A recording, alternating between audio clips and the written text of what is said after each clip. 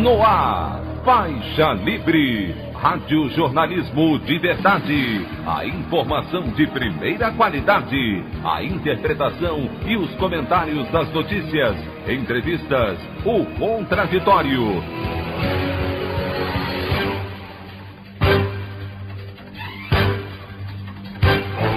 Tudo para aproximar você cada vez mais da realidade do Brasil e do mundo.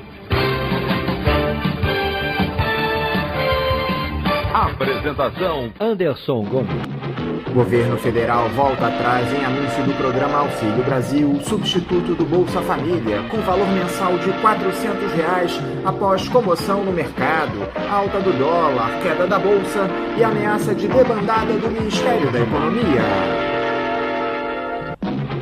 Valor do novo programa social seria a vitória da ala política do governo, que mira a reeleição de Bolsonaro sobre a equipe econômica de Paulo Guedes, mas ameaçaria cumprimento do teto de gastos. Petrobras informa que não pode atender todos os pedidos de fornecimento de combustíveis para o mês de novembro e o país corre risco de desabastecimento. Essas e outras notícias já são desta quarta-feira, 20 de outubro do ano de 2021, do programa Faixa Livre.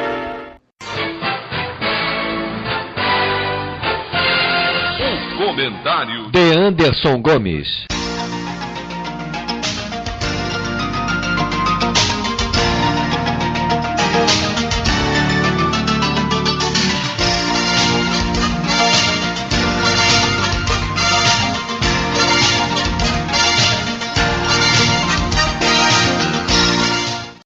Bom dia, ouvintes. Os senadores daquele grupo de oposição ao governo na CPI da pandemia entraram em rota de colisão com o relator da comissão, Renan Calheiros, após a divulgação antecipada pela imprensa de alguns trechos do relatório final vazados por ele mesmo. Além disso, a contrariedade em relação aos indiciados e aos crimes imputados a alguns deles, em especial ao presidente Jair Bolsonaro. Só que há muitos interesses por trás desse relatório final da Comissão Parlamentar de Inquérito. É o que explica a jornalista Thaís Oyama em sua coluna da última terça-feira para o site UOL, que tem o título A Segunda Intenção do Relatório de Renan, visto por colegas como traidor. A Thaís diz o seguinte: Renan virou X9. A afirmação, vocalizada por um representante do bloco do Centrão, resume a reação de políticos ao texto que o relator da CPI da Covid elaborou e nega ter vazado à imprensa, pedindo o indiciamento de 70 pessoas. A expressão X9, usada para designar informantes e traidores, tem sido atribuída a Renan por políticos convencidos de que o relatório do senador, que acusa o presidente Jair Bolsonaro do crime de genocídio de indígenas, além de pedir o indiciamento de políticos que não foram ouvidos pela comissão, foi motivado menos por convicções pessoais do que por interesses da mesma natureza. A política, antes de ser nacional, é municipal, reza a máxima que orienta as ações de boa parte dos profissionais da política no Brasil. Para adeptos dessa máxima, Renan Calheiros vestiu o figurino de acusador serial, inclusive de seus pares, como estratégia na briga pelo poder em Alagoas, sua terra natal e base eleitoral. Até um ano atrás, os planos de Renan eram de que seu filho, o governador Renan Filho, conhecido como Renanzinho, iria licenciar-se do cargo para concorrer ao Senado. No exercício do segundo mandato, ele não pode mais tentar a reeleição e deixaria em seu lugar o vice Luciano Barbosa. Há décadas aliado dos Calheiros, Barbosa cuidaria de manter o poder local do clã, enquanto Renanzinho alçava voo nacional. Ocorre que, num movimento inesperado, Barbosa decidiu deixar o cargo de vice-governador para concorrer a prefeito de Arapiraca, a segunda maior cidade do estado. Elegeu-se, rompeu com os Calheiros e, com isso, largou Renanzinho sem vice e correndo o risco de, ao deixar o cargo para concorrer ao Senado, ver a máquina pública passar para mãos indesejáveis. Por lei, o primeiro da linha sucessória de um governador sem vice é o presidente da Assembleia Legislativa, Atualmente, Marcelo Vitor, aliado de Arthur Lira, o presidente da Câmara dos Deputados e rival de Renan Calheiros na política alagoana. Desde então, o grande temor de Renan passou a ser a possibilidade de o grupo de Lira, fortalecido com a perspectiva de ficar com o governo do Estado, lançar ao Senado um nome capaz de levar a vaga que ele guardava para seu filho.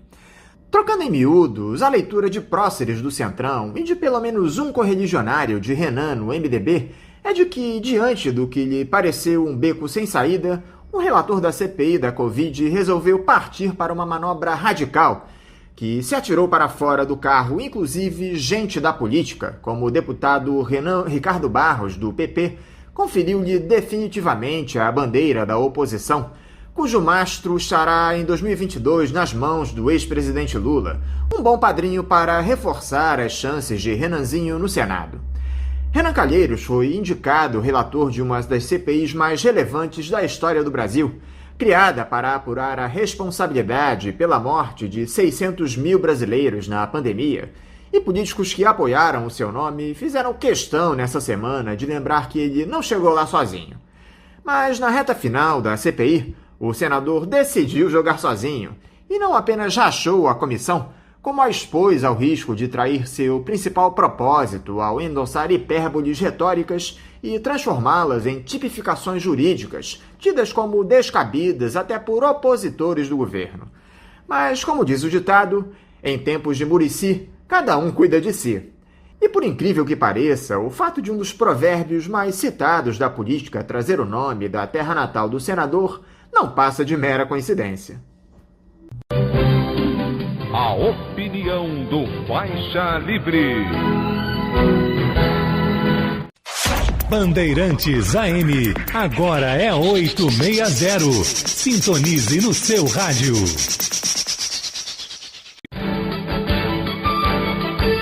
Voltamos a apresentar Faixa Livre. Estamos de volta, ouvintes, com o início da edição de hoje do programa Faixa Livre, que tem na sua produção a jornalista Celeste Sintra, auxiliada pela também jornalista Natália Moraes, tendo no comando do áudio o Francisco.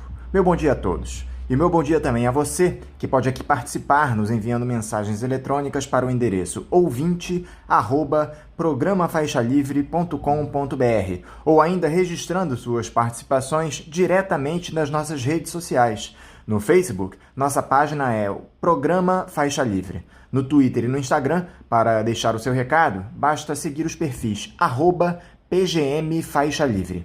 Lembrando que as participações por telefone estão inviabilizadas, pois durante o período da pandemia do novo coronavírus, nosso programa está sendo gravado no dia anterior à sua veiculação. Pedimos desculpas aos nossos ouvintes que costumam interagir conosco desta forma, mas foi a maneira encontrada pela equipe do Faixa Livre para mantê-los informados sobre o que acontece no país e no mundo com essa nossa visão crítica, e ao mesmo tempo preservando a saúde dos profissionais que levam o programa ao ar.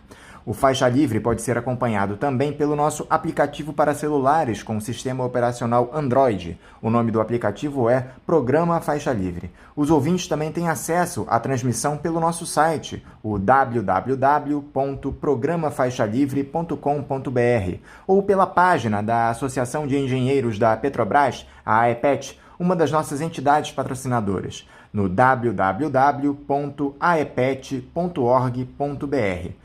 Para quem perdeu alguma das edições ou quer ouvir novamente o Faixa Livre, os áudios das entrevistas e editoriais estão disponíveis no nosso podcast, nos aplicativos Spotify, Deezer e Castbox. E dando início às nossas entrevistas, eu cumprimento o professor da Escola de Serviço Social da Universidade Federal do Rio de Janeiro, a UFRJ, e ex-candidato à presidência da República pelo Partido Comunista Brasileiro, o PCB, Mauro Iazzi. Mauro Iazzi, bom dia. Bom dia, Anderson. Bom dia a toda a equipe aí do Faixa Livre e aos nossos ouvintes. Mauro, muito obrigado por você mais uma vez conversar aqui conosco no Faixa Livre. Mauro, aquela postura mais tranquila que o presidente Jair Bolsonaro vem demonstrando nos últimos tempos, nessa tentativa de serenar os ânimos lá em Brasília, parece que vai ficando para trás à medida em que se aproxima o dia da divulgação do relatório final da CPI da pandemia, que acabou adiado após o vazamento de informações do texto de autoria do senador Renan Calheiros. Ao que parece, de acordo com essas informações que vazaram, serão imputados ao ex-capitão 11 tipos criminais, ainda que haja divergências entre os membros da comissão.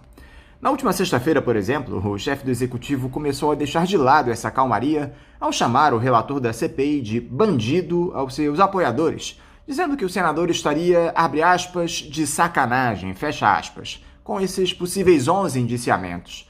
Acabou a trégua lá pelos lados do Palácio do Planalto, Mauro? Bom, era uma trégua, como a gente sabia, tática, né? É um recuo. O presidente tem operado dessa forma, de provocações, de tentativas e de recuos. Evidente que as forças que ainda o apoiam, e principalmente o grande capital, né, ainda trazem a esperança de que podem mantê-lo sob controle para que o seu afastamento não possa criar uma instabilidade que possa fugir ao seu controle, né? E por isso aquele pacto que está abaixo da linha de visibilidade da República voltou a funcionar, né? Eles dão os limites e impõem aí um certo recuo ao presidente, que evidentemente ainda traz a sua intenção explícita de provocar uma ruptura institucional. E quanto mais ele se vê cerceado, atacado, isolado, ele mais ameaça com isso que ele já mostrou em outras oportunidades ser sua verdadeira intenção, né? Criar uma comoção, criar um conflito em que ele possa justificar sua perseguição diante dos seus seguidores e ameaçar com algum tipo de reação. É isso que a gente vê. A CPI, por outro lado, ela chega já ao final dos seus trabalhos, prestes a anunciar um relatório, como já foi informado, com 11 tipos penais, né, de ilícitos que o presidente teria cometido, e isso só no âmbito da gestão da pandemia, se a gente não somar todos os outros processos em que ele está envolvido. No entanto, vamos esperar, né, porque a CPI tem uma dinâmica própria, ela vai anunciar isso, e isso para mim é muito mais uma ferramenta de chantagem para cima do presidente, que tem que virar denúncia, que tem que virar investigação, que tem tempo de defesa, e com isso vamos nos aproximando do ano que vem, que é um ano eleitoral, né?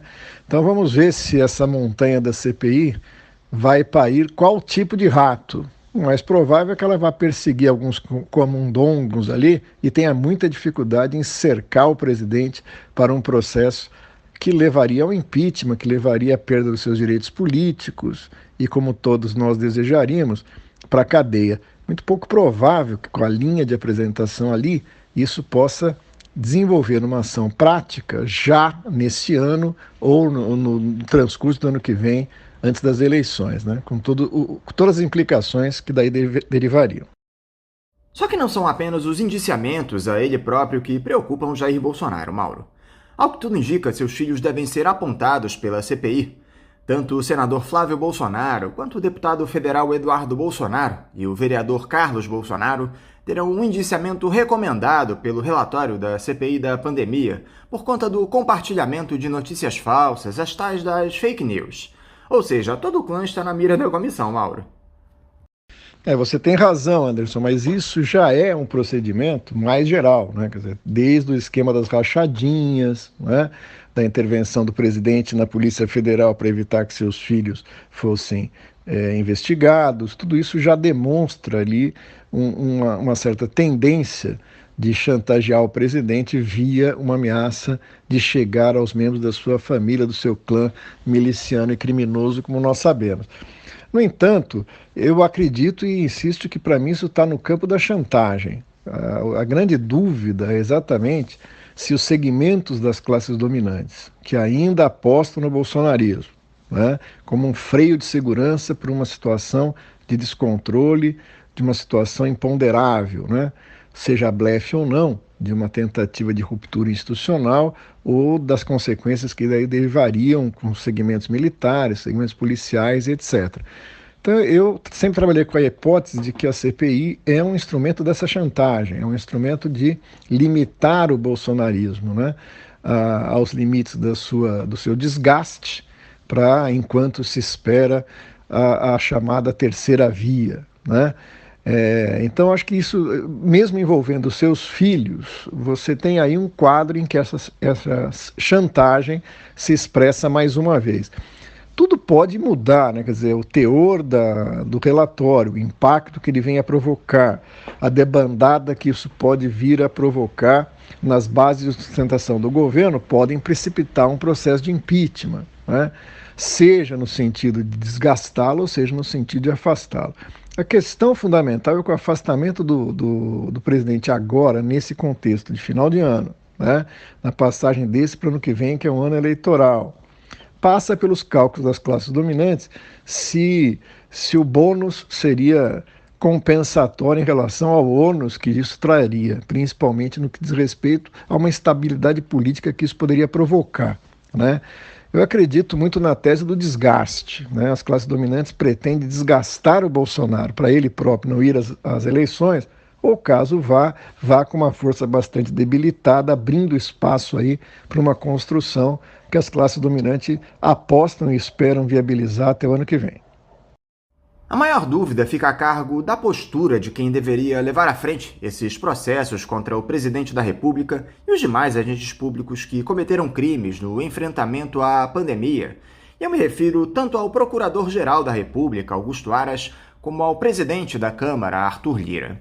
Eles não parecem nem um pouco dispostos, Mauro, a darem sequência às sugestões de indiciamentos que serão feitas pela CPI. Será que o PGR e o deputado podem surpreender diante de tantas evidências de crimes comuns e de responsabilidade cometidos pelo Jair Bolsonaro, Mauro?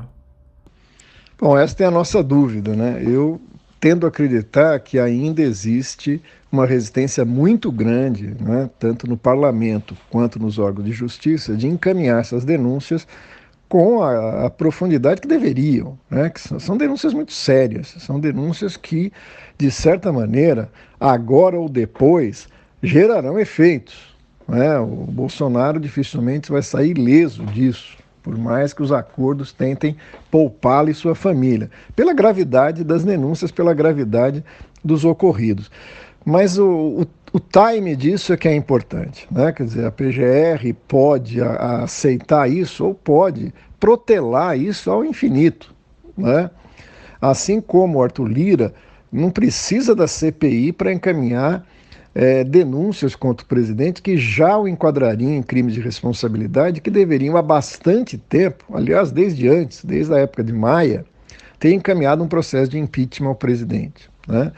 Portanto, o que está por trás disso é o pacto. Existe um pacto, né? A gente não tem conhecimento dos termos desse pacto, porque ele foi feito, né, nas sombras da República, entre os militares, entre os grandes empresários, né, que estão por trás disso, o parlamento, o judiciário, para tentar dar uma sobrevida ao bolsonarismo na esperança de que o manteria sob controle.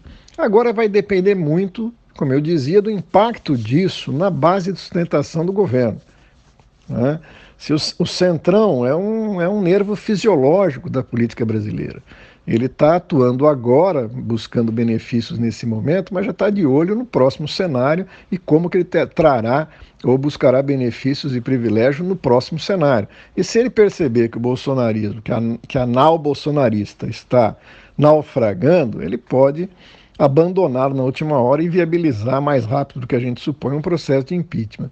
Isso vai ser decidido nos próximos dias, né? Principalmente no calor das denúncias que se seguirão.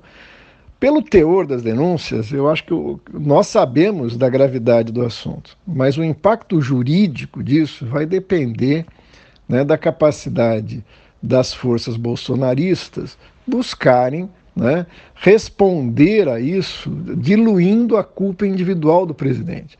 Por isso que eu acredito muito na hipótese de bodes expiatórios sendo punidos por essa CPI numa velocidade maior para dar uma satisfação ao grande público que acompanhou a CPI, enquanto individualmente o presidente vai se esquivando disso, né, para tentar, ao final, ainda preservar-se para as eleições. Vamos ver como é que os fatos se desenvolvem. Quem também deve acabar imputado pela CPI, Mauro, são os militares que já estiveram no governo. Figuras como o ex-ministro da Saúde, general Eduardo Pazuello, o atual ocupante do Ministério da Defesa, Braga Neto, que na época era ministro-chefe da Casa Civil, e outros de menor representatividade, mas de igual caráter, como o general Elcio Franco, o coronel Elcio Bruno, também coronel Blanco. Como é que ficam as Forças Armadas com essas denúncias todas que devem ser feitas pela CPI, Mauro? Entre os bois de piranha que vão ser jogados para satisfazer a ira que o relatório vai gerar, existem na linha de tiro vários generais, mas aí a questão também é complicada, né? Quer dizer, vamos ver, o bolsonarismo, tudo que ele precisa é um descontentamento nas Forças Armadas que alinhe os interesses das Forças Armadas aos seus interesses de ruptura. Ele pode usar isso, né? Pode tentar usar isso. Mas eu acredito mesmo que as próprias Forças Armadas vão considerar os gastos, não sei se o Pazuello, mas algumas figuras ligadas às Forças Armadas que tiveram envolvimento direto nos acontecimentos podem ser imputadas e podem ser punidas, né?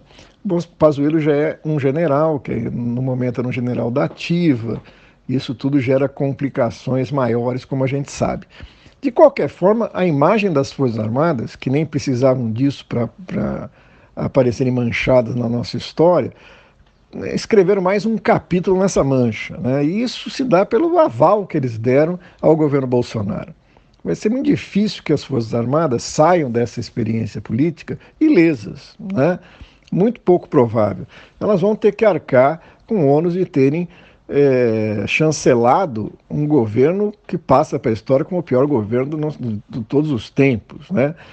E não apenas pelo caráter das medidas tomadas, mas também por um grau de incompetência constatável, né? E na área da pandemia isso foi um exemplo bastante nítido, né, de incompetência de um general e, portanto, isso, lógico, mancha as Forças Armadas, né? É muito além do que eu acho que eles desejariam, né? Parte mais sensata das Forças Armadas tentou alertar várias vezes que esse era um caminho que retiraria das catacumbas, né, o balanço negativo que as Forças Armadas têm na história do Brasil e que estava já caminhando para o arquivo morto, de novo para o centro da cena, e isso não poderia gerar bons frutos, né? Vamos ver, assim, eu também boto os militares nesse mesmo escaninho do bolsonarismo, né? Precisa ver a correlação de forças para levar até a punição os generais, principalmente aquele primeiro escalão, né? O Braga Neto, o Pazuello, porque isso mexeria diretamente com as Forças Armadas e pode servir de pretexto para a tentativa bolsonarista de interromper a institucionalidade. E você acredita que o alto comando bolsonarista pode reagir de alguma forma a esses eventuais indiciamentos de generais e coronéis, Mauro? Bom, então vamos lá. Eu acredito que o bolsonarismo, e aí o Bolsonaro, enquanto figura política, sempre teve a intenção de provocar as condições para uma interrupção institucional. Está no seu DNA. Ele disse isso antes das eleições, disse isso na época em que era um mero deputado, participou ativamente na campanha com essa intencionalidade e seguiu isso no governo. Ele nunca abandonou um tensionamento, que justificaria um golpe de força. Uma espécie de saudosismo de 64, de forma bastante rudimentar. Em 64 a gente tinha uma Guerra Fria, em 64 você tinha um processo de reformas, ainda que não revolucionárias, mas que potencialmente se chocavam com interesses do grande capital imperialista, com latifúndio, com segmentos da burguesia no Brasil, e tudo isso gerava o caldo necessário para um chamamento das Forças Armadas mascarado de uma moralização, de um combate ao comunismo, etc. E isso agora é algo que tem uma função de manipulação, uma função ideológica, mas é muito pouco provável que aglutine os segmentos que em 64 se alinharam na perspectiva golpista. E aí me refiro ao grande capital. O grande capital parece, pelo menos até o momento, convencido de que a ordem institucional do Estado burguês no Brasil lhe é suficiente para poder impor, como tem ocorrido, uma pauta extremamente lesiva ao conjunto do país e aos trabalhadores, né? E tem conseguido, com muita dificuldade, porque o bolsonarismo atrapalha, né, um verniz de legitimidade a isso. E ele aposta que em 2022, qualquer que seja o cenário, eu insisto nisso, qualquer que seja o cenário, ele vai conseguir um verniz mais eficiente, caso o bolsonarismo não sobreviva, chegue nas eleições e por alguma eventualidade se eleja.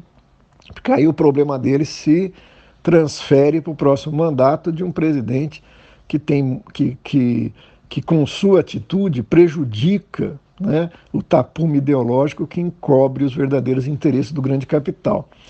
Isso, para mim, abre a seguinte equação: o bolsonarismo tem condições, ao meu ver, tem, de provocar uma ruptura, reagindo, né, seja agora ao resultado da CPI, seja uma eventual derrota eleitoral ano que vem, né, mas dificilmente isso tem condições de se consolidar numa alternativa de força como ele espera, né?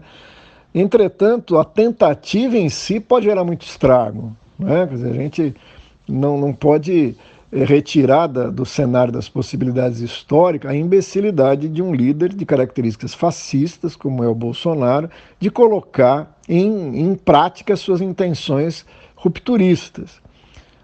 Assim, a gente sempre trabalha com aquele espaço de dúvidas sobre a sua real presença e capacidade de mobilizar segmentos das Forças Armadas, das polícias estaduais, da própria milícia, do qual ele tem provavelmente, né, supostamente, relações. Isso são recursos para poder utilizar numa hora de um golpe. Mesmo desgastado, ele mobiliza, como o dia 7 de setembro demonstrou, uma base social, né, que pode também aparecer ali no momento mais decisivo. Não foi o momento de setembro por conta de que aquilo era um ensaio, né, eram escaramuças para checar até a possibilidade de desenvolvimento, mas ele pode mobilizar isso, tem recursos para mobilizar isso, e mesmo sem a possibilidade de que isso se efetive de fato num governo de força, aí por conta de uma divisão nas classes dominantes sobre a oportunidade desse caminho e a sua necessidade, ele pode criar muito estrago, pelo menos ao tentar. Dentre todos esses escândalos que nós temos visto no governo Bolsonaro, Mauro, parece que um dos mais recentes é esse da viagem de uma comitiva a Dubai, com 69 integrantes para participarem da Dubai Expo 2020, fazendo propaganda do país. Membros de 9 ministérios e da vice-presidência da República participam desse que já foi apelidado de Expresso Dubai e custou aos cofres públicos até agora R$3.600.000. O filho do presidente, deputado Eduardo Bolsonaro, lidera essa delegação e andou postando foto vestido de sheik árabe. Até mesmo integrantes da pasta da Ciência, Tecnologia e Inovações, que teve recentemente um corte de mais de R$600 milhões para a utilização em pesquisas, estão participando dessa comitiva, Mauro. O secretário da Pesca, Jorge Seife, por exemplo, chegou ao ponto de publicar um vídeo numa rede social chamando o episódio de, abre aspas, trabalho-passeio, fecha aspas. É impressionante a capacidade desse governo de produzir escândalos, Mauro. Essa turma que dizia que a mamata havia acabado... É um escárnio, né? É um escárnio, e a capacidade de produzir esse tipo de coisa parece inesgotável no governo. Nós nunca podemos descartar o papel da imbecilidade. Quer dizer, um presidente de extrema-direita, numa situação de defensiva, supondo suas intencionalidades golpistas, né, poderia estar operando taticamente o seu governo, concedendo, né, aparando arestas, procurando soluções, seja visando as eleições do ano que vem, seja visando suas intenções golpistas. Mas aí entra o papel de um governo que não foi montado na expectativa de governar, né, de criar marcas, de criar patamares que supostamente lhe serviriam para uma reeleição. Ele é um governo que chegou com a intenção de criar o caos. O Bolsonaro disse isso: eu vim aqui para destruir, não foi para construir nada, né? Criar uma tensão necessária que servisse à sua intenção de promover um golpe. Então, nesse sentido, isso gera como um subproduto, né, um governo totalmente desencontrado, não para os interesses do capital, porque para isso tem gente lá dentro que opera essa intencionalidade com a eficiência que o capital deseja, ainda que não com os resultados esperados, né, mas que o entorno disso, que explica esse Expresso Dubai e outras coisas, né, mostra um governo que, de certa maneira, é epilético, né? Ele atira para todos os lados, né? Só uma metáfora, ninguém tem nada contra a doença, né? Mas que perde energia em várias direções desnecessárias.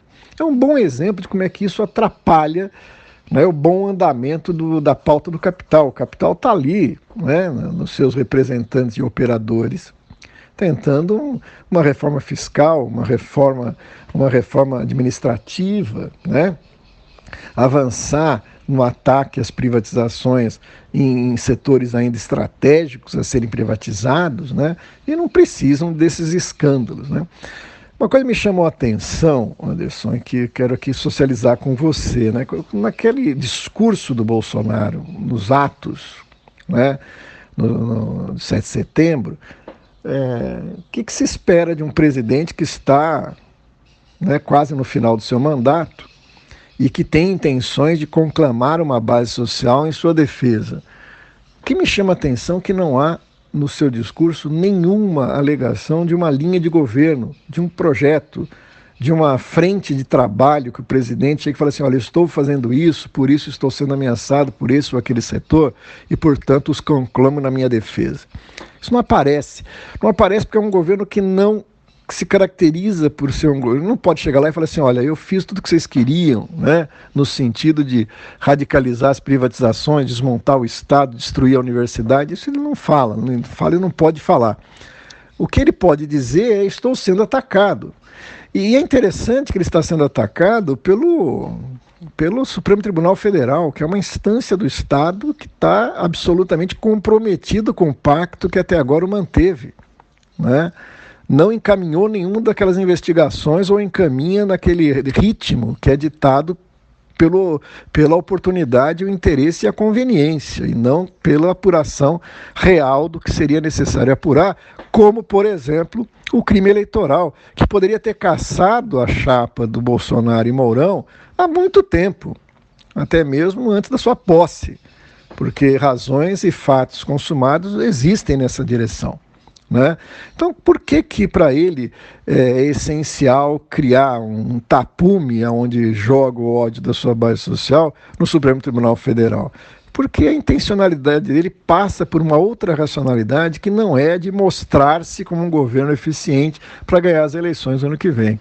E é nesse sentido que o descalabro, né, dos gastos corporativos do cartão do presidente, né, de ao mesmo tempo em que veta projetos como, né, dos absorventes para as meninas pobres, gasta milhões em outras coisas, né, desmonta a universidade pública, né, desmonta os programas sociais para poder criar fantoches de investimento, né, e gasta um dinheiro nisso que é, na verdade, uma forma de beneficiar um ou outro da pequena política ali do Palácio do Planalto, né, para que eles se mantenham firmes e fiéis em torno da figura do presidente para o que der e vier. É mais um escândalo. Se você me perguntar o que vai dar desse escândalo, vai dar a mesma coisa que os outros anteriores a esses deram. E tem alguns muito mais sérios do que esses milhões gastos em Dubai, né? Naquela reunião ministerial que vazou o vídeo, né, o ministro da Economia disse que passou os últimos meses vendendo o Brasil. Então, ninguém foi apurar no que significou isso, quer dizer, o que ele saiu vendendo, né? O que ele saiu oferecendo para que investidores, que nós não sabemos quem são, ou o que querem, ou em que projeto, ou em que intencionalidade, receberam a proposta de venda do Brasil. Mas ninguém foi apurar isso. Para mim isso é muito mais sério do que a viagem de Dubai. Isso fica, mesmo diante das outras coisas que foram que tornaram-se públicas através do vídeo, esta frase foi absolutamente esquecida, porque se trata do Guedes, e o Guedes não é um alvo, né, da Rede Globo, da mídia corporativa, que interessava caracterizar como algo criminoso, entre várias coisas que aconteceram naquela reunião. É preferível pegar uma figura desqualificada como Weintraub, né, porque falou que atacaria e fecharia o Supremo Tribunal Federal, do que pegar essa declaração.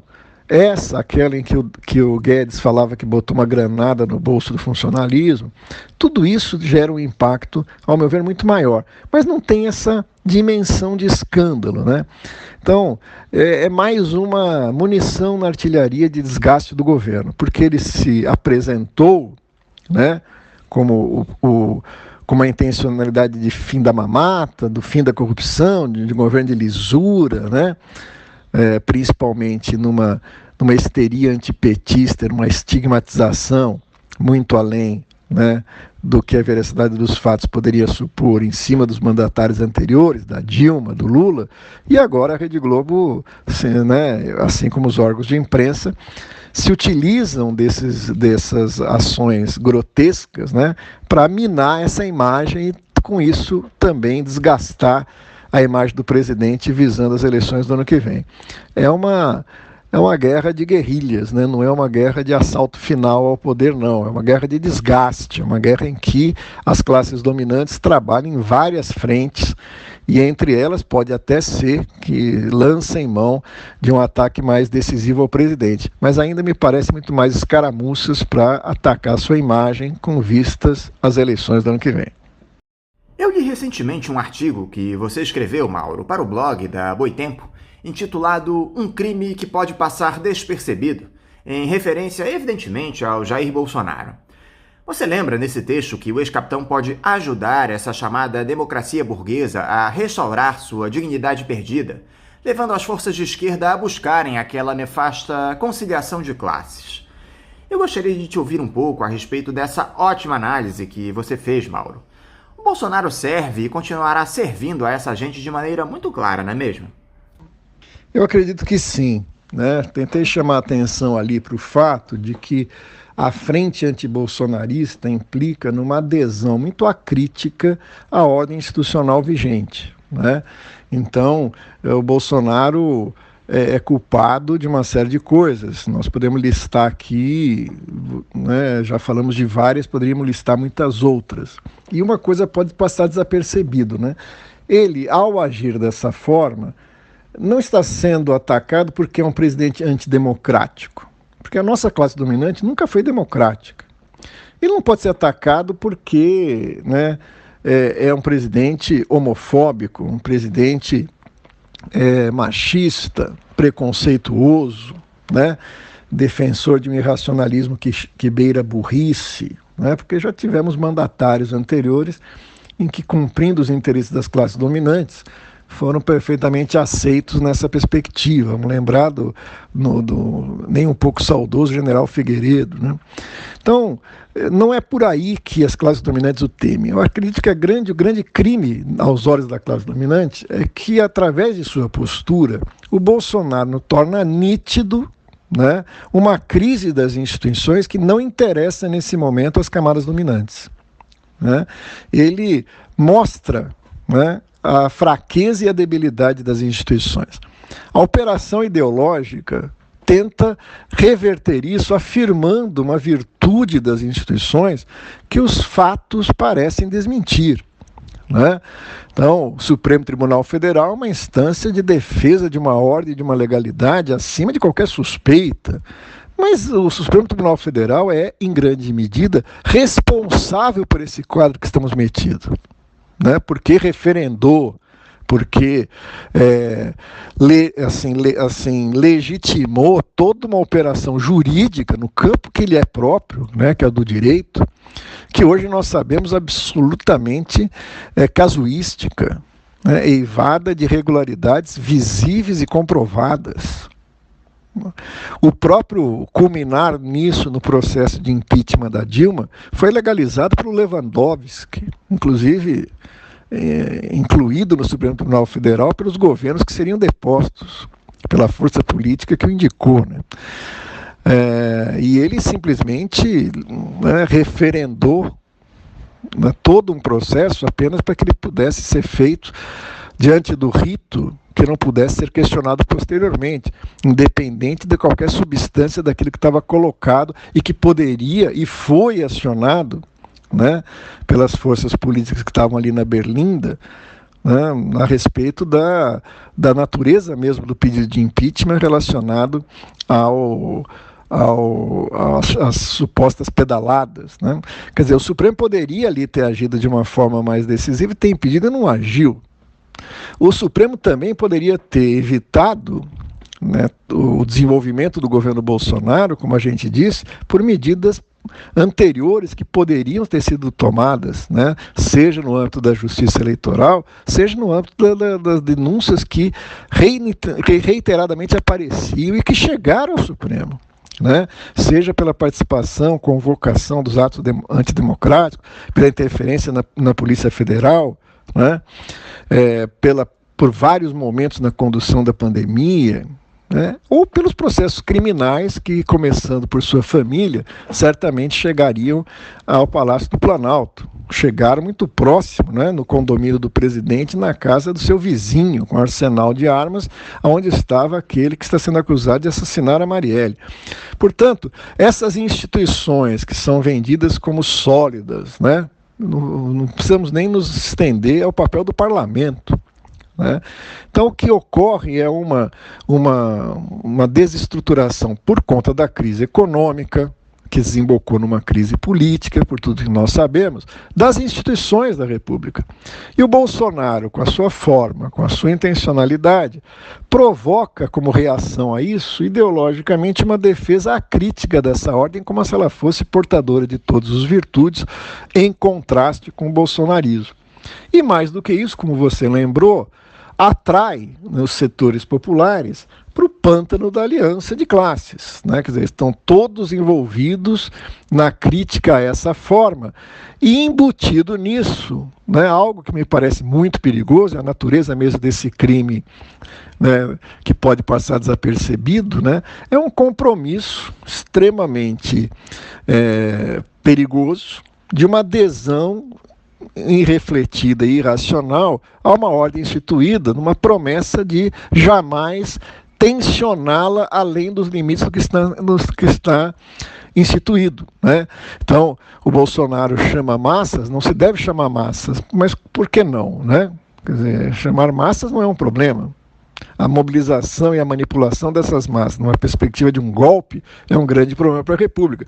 Mas a participação direta das massas, questionando decisões das instâncias, é a própria razão de ser daquilo que a gente considera democracia. Um presidente de esquerda que, chegando ao governo, pudesse criar formas de poder popular, onde a ação direta da população possa inibir e diminuir o espaço dos grandes monopólios e o poder econômico, né, que, na verdade, comandam as instituições da República, é uma tarefa necessária e inadiável de qualquer governo, numa perspectiva minimamente progressista nesse país. E, portanto, abdicar disso em nome do respeito à legalidade institucional, à democracia enquanto forma fetichizada, é um absurdo e que o Bolsonaro pode, com sua atitude, chancelar e forçar, né, uma saída em que todos estejam envolvidos, rendidos à ordem institucional vigente, né? Isso que eu tentei chamar a atenção ali, e acredito que este é o crime que passará em grande medida desapercebido, porque não interessa revelá-lo, né? Porque o Bolsonaro prejudica o tapume ideológico, institucional, que o grande capital precisa, para o próximo período, consolidar e manter o seu domínio. Para terminar, Mauro, baseado nessa análise do seu artigo, o que pode ser feito pela esquerda de fato?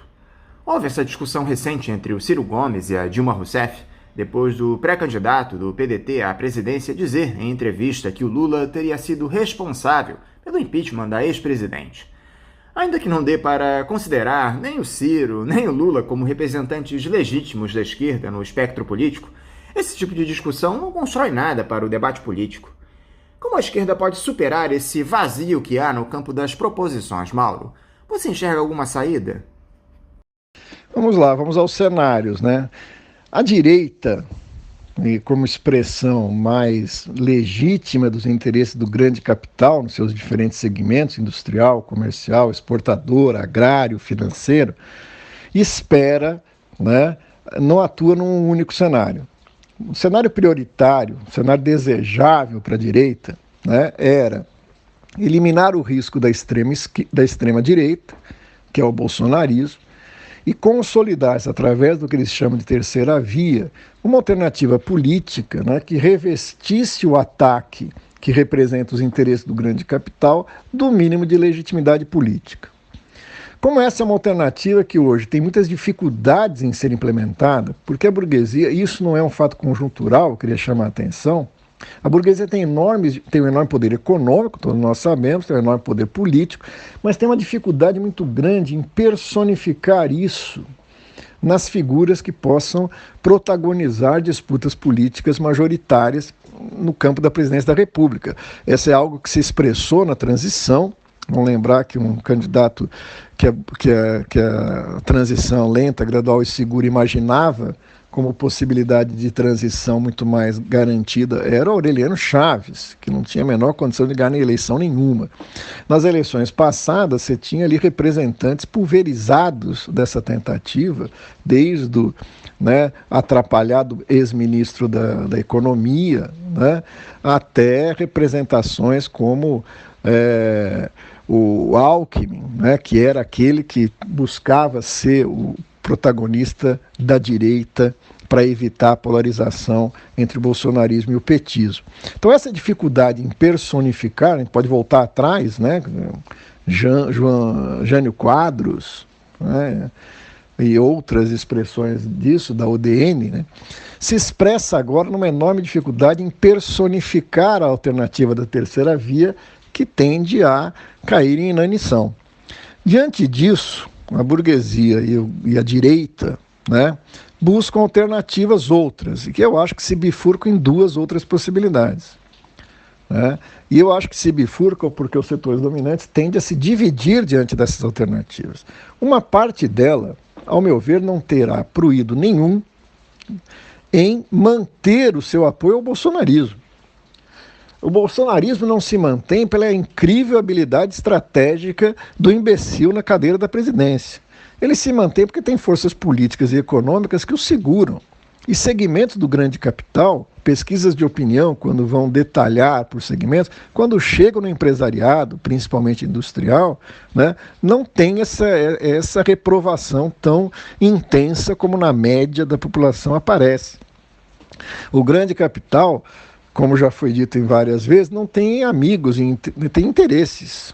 Né? E se o interesse do grande capital restar a ele a alternativa do bolsonarismo, como restou em 2018, não terá nenhum pruído em apoiá-lo. Então esse é um cenário que a gente não pode descartar, inclusive na alternativa golpista, se essa vier a se efetivar. Não é a ideal para o grande capital, mas existe um outro cenário.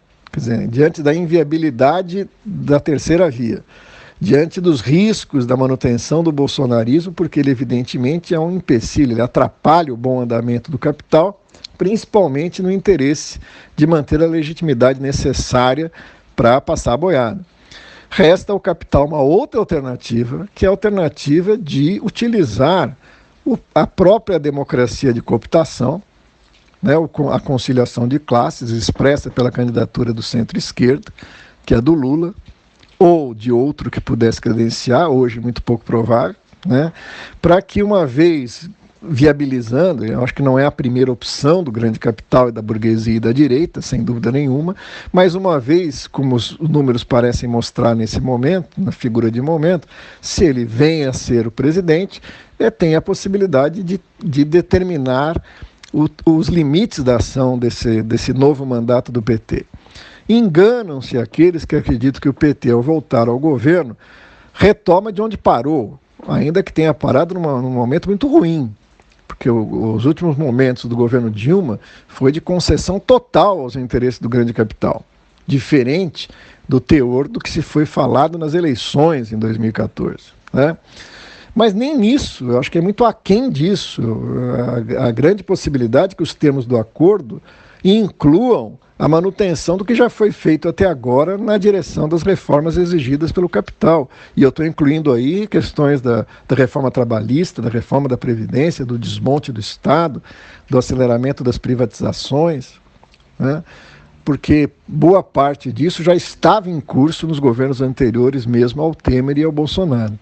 Portanto, a burguesia joga com 3 cenários que lhes são favoráveis. O ideal da terceira via, o que pode lhe restar da continuidade do bolsonarismo, ou mesmo de uma retomada de um governo petista. É nesse cenário que eu acho que perpassa a direita, a extrema-direita e o centro-esquerda, né, e o centro, é que a esquerda tem hoje uma dificuldade muito grande em entrar nesse jogo político com uma perspectiva autônoma, uma perspectiva classista, uma perspectiva que aponte para a substância desse debate. Porque, vejam, o grande capital e a direita querem tirar o bolsonarismo para manter sua pauta. O centro-esquerda, quer tirar o bolsonarismo, quer se apresentar novamente como alternativa de governo, mas vai negociar essa pauta e boa parte da sua substância vai ser mantida. A esquerda representa, nesse momento, a necessidade urgente de questionarmos exatamente essa pauta, de questionarmos as escolhas que foram tomadas, econômica, social, politicamente no Brasil, nos governos anteriores, e governos anteriores que nos remete desde a transição da ditadura para cá. Há escolhas erradas, há escolhas que, na verdade, reciclam e mantêm o mesmo modelo econômico que está na raiz dos nossos enormes problemas, né? Do descontrole dos problemas urbanos, dos problemas ambientais, dos problemas da educação, da saúde, né? Isso exigiria uma reversão bastante profunda no modelo econômico escolhido, né, desde os anos 50, reciclado e garantido violentamente pelo golpe de 64 e poupado de uma crítica mais severa e profunda na transição que resultou, como era o interesse das classes dominantes, numa transição lenta, gradual e segura, que terminou por garantir os mesmos privilégios que são oriundos desse modelo econômico. Portanto, a esquerda tem o papel fundamental aí de apresentar clara e nitidamente a crítica a esse modelo econômico e as suas consequências sociais, políticas, culturais, né, para o conjunto da sociedade brasileira, com uma alternativa muito mais radical, né, de crítica à ordem do capital monopolista, da nossa inserção aos ditames do capital financeiro imperialista, né, numa proposta de reordenamento da economia brasileira a partir dos interesses das grandes maiorias e principalmente da classe trabalhadora. Esse é o papel da esquerda. Segmentos da esquerda, por contingências, né, nós entendemos quais são, por necessidade de sobrevivência, tendem a secundarizar esse embate, que ao meu ver é essencial, em nome de uma aliança com o centro-esquerda, na perspectiva de derrotar a alternativa da extrema-direita, né? E nesse sentido acabam se submetendo a um jogo que a debilita, porque a alternativa da esquerda ela é neutralizada nessa aliança na perspectiva da conciliação de classes. Ao contrário do que os seus protagonistas imaginam, ela não se fortalece com isso para se apresentar com autonomia na sequência. Ela teria que se apresentar desde já com autonomia para poder diferenciar-se, né? Não estou aqui fazendo nenhuma alusão a alianças ou jogos políticos que serão necessários no transcorrer do período, mas estou falando em identidade de apresentação programática, né? Isso se dá nas lutas desse ano, que eu insisto não acabou, esse ano tem muita coisa para acontecer ainda e a esquerda tem que se jogar nesse embate agora que é estratégico e decisivo, para poder, a partir dessas lutas de resistência, tornar claro, né, e didaticamente apresentável uma alternativa de esquerda para esse país. É isso que a esquerda deveria fazer. A esquerda rachada, dividida, com parte dela seduzida com a possibilidade de uma aliança que, erroneamente, ao meu ver, poderá fortalecê-la num segundo momento, torna a esquerda com uma força política de intervenção muito pequena, né? O que nos leva à necessidade de organizar a classe, organizar a resistência e construir as bases para que a esquerda possa, num segundo momento, se apresentar com mais força no cenário conjuntural brasileiro. O que é mais provável é que o centro da conjuntura, né, se resolva nesse dilema que as classes dominantes têm com suas diferentes frações, e entre ela, a sua expressão política da direita e da extrema-direita, e o centro-esquerda. Né? O que resta à esquerda é resistir a isso, né? Não fortalecer essa dicotomia, porque isso acaba por gerar um mascaramento dos verdadeiros interesses, que no dia seguinte das eleições se revelam em políticas contrárias à maioria da população e dos trabalhadores. Mauro Iazzi, mais uma vez, muito obrigado por você conversar aqui conosco no programa. Eu quero te desejar um excelente dia de trabalho e deixar aqui também o meu abraço. Um grande abraço, Anderson, a todo o pessoal do Faixa Livre, mais uma vez parabenizando pelo trabalho, né? Um grande abraço aos nossos ouvintes e estamos aqui sempre à disposição. Conversamos aqui com o professor da Escola de Serviço Social da Universidade Federal do Rio de Janeiro, a UFRJ, e ex-candidato à presidência da República pelo Partido Comunista Brasileiro, o PCB, Mauro Iazzi. Vamos agora ao nosso primeiro intervalo. Voltaremos já já. Bandeirantes 860. Nova frequência para velhos amigos.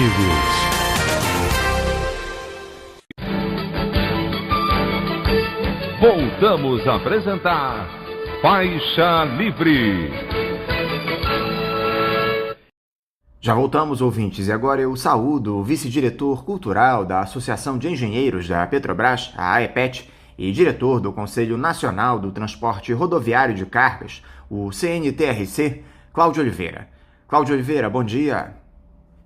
Bom dia Anderson, bom dia ouvintes do programa Faixa Livre. É um prazer estar aqui novamente com vocês. Cláudio, muito obrigado por você novamente estar aqui conosco no Faixa Livre. Cláudio, o presidente Jair Bolsonaro tem se posicionado de maneira frequente contra a Petrobras como uma empresa estatal do povo brasileiro. E na semana passada eu acho que ele deu a mostra mais evidente disso, quando afirmou, em entrevista a uma rádio de Pernambuco, que tem vontade de privatizar a companhia. Essa declaração do chefe do executivo se deu em meio às pressões que vem sofrendo por conta da alta dos combustíveis no país e por essa alegação infundada de que ele teria poder limitado para definir o valor da gasolina e do óleo diesel comercializados pela empresa. Essa fala do ex-capitão vai ao encontro da intenção da equipe econômica do governo, que sempre quis vender ativos da estatal e o tem feito de maneira fracionada. Primeiro, Cláudio, como é que vocês da AEPET observam essa intenção verbalizada pelo Jair Bolsonaro de privatizar a maior empresa do nosso país, patrimônio do povo brasileiro? Essa é talvez uma das principais ameaças da história da Petrobras. Sem dúvida, Anderson, eu vejo isso também como uma grande ameaça, uma das maiores ameaças em cima da Petrobras, né? Na verdade, o ex-presidente Jair Bolsonaro, ele já em entrevistas dadas lá no passado, né? Tem uma entrevista dele que corre aí nas redes sociais, né? Que ele deu para o Jô Soares, né? Em que ele falava até de matar o Fernando Henrique por pensar em vender a Petrobras, tá certo? Em 2018, durante a campanha, né?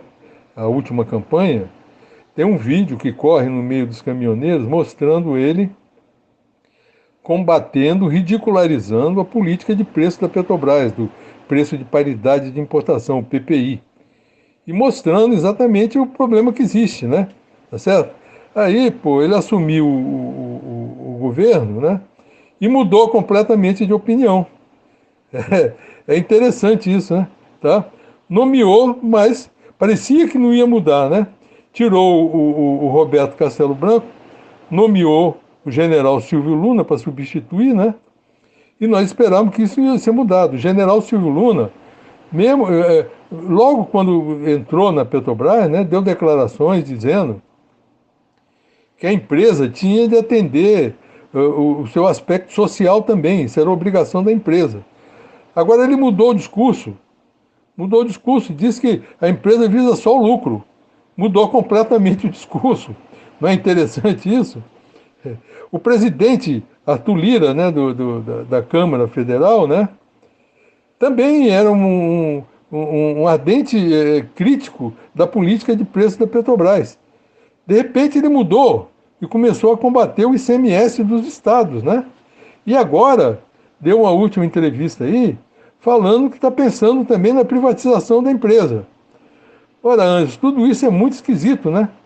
Parece uma coisa orquestrada e o objetivo é, sem dúvida, vender a empresa, porque é um recurso imediato que vai entrar para todas as áreas, né? E resolver o problema financeiro atual do governo, né? Mas é a entrega do futuro do país, né? De maneira irresponsável, né? De maneira totalmente irresponsável, e a população brasileira não é informada disso. Infelizmente, né? O povo brasileiro, a mídia brasileira, não informa como as coisas estão ocorrendo, né? Semana passada, participei de um encontro que tem do Fórum de Vice-Governadores e Secretários da Fazenda, e expliquei para eles por que não é o ICMS a questão. E estavam todos discutindo lá o problema do projeto de lei do ICMS. Então eu falei, ICMS não é a questão é o preço da Petrobras, o preço que a Petrobras cobra pelo combustível, que é um absurdo. É isso que tem de ser mudado, né? Mas parece que ninguém quer ouvir, o Anderson. Ninguém quer ouvir. Parece que o deputado Paulo Ramos, do PDT do Rio de Janeiro, entrou com um requerimento para fazer uma CPI na Petrobras. Né? Uma CPI que vai poder esclarecer, né, a opinião pública, esclarecer a todo mundo o que está ocorrendo, né, e a gente chegar nas verdades. Né? Esse requerimento tem meia dúzia de assinaturas lá, o Anderson. Nem partido de esquerda, nem de direita, ninguém assina, ninguém quer. Ninguém quer mexer, todo mundo está querendo vender a Petrobras. Aí eu te digo que a grande ameaça, a maior ameaça que a Petrobras já teve é essa aí. Tá certo? Todos eles estão querendo, de maneira absurda, tá entendendo? Indecorosa, né? Comprometer o futuro do Brasil, não se importam com isso, né? Mas nós vamos provar isso, nós vamos atrás, tá? E quem está aguardando o desfecho disso tudo, para dar o bote final, é a Royal Dutch Shell, é a Shell, né? Que está aí aguardando, né? Atrás da Raizen, escondida na Raizen, né? Que é o biombo dela, aqui no Brasil, para dar o golpe fatal de comprar tudo, né? E todo mundo já sabe disso, né? Então, como eles já sabem, o que adianta a gente ficar gritando? Eles já sabem, tá? Nós vamos ter de tomar uma nova posição, né? Para informar. A questão é mostrar para o povo o que está ocorrendo. Porque a imprensa brasileira não fala daquilo que é substancial, daquilo que é importante. Está entendendo? Não quer falar. Não fala porque não quer falar. Informação tem, mas não quer chegar nas informações verdadeiras. Infelizmente, é esse o quadro que a gente vive hoje no Brasil. E você vê alguma possibilidade de o ex-capitão levar essa espécie de ameaça à frente, Cláudio? Ele já andou dizendo que iria tratar desse tema da privatização da Petrobras internamente no governo. O Bolsonaro tem condições de entregar de vez a Petrobras, Cláudio? O Anderson, eu acredito que sim, tá? Eu acho que as coisas estão caminhando para isso, né? Nunca teve tão forte, sabe, essa condição, né? E você vê que ele... Até que ele veio depois, né? Esse apoio já vem lá de dentro da Petrobras, né? A própria estrutura, né? A administração da Petrobras está trabalhando para isso, né? E aí, vem agora o presidente, né? Trabalhando no mesmo sentido, e o presidente da Câmara trabalhando no mesmo sentido, né? O problema é que a mídia brasileira também trabalha nesse sentido, tá entendendo? Porque as forças que tem do outro lado são enormes, né? Ninguém quer ver o Brasil desenvolvido, o Brasil crescendo, ninguém quer. Os outros países do mundo querem o Brasil eternamente um fornecedor de alimentos e matéria-prima para ele se desenvolver, não para o Brasil se desenvolver. Esse é que é o problema, tá? A Petrobras é uma ameaça muito grande para eles, né?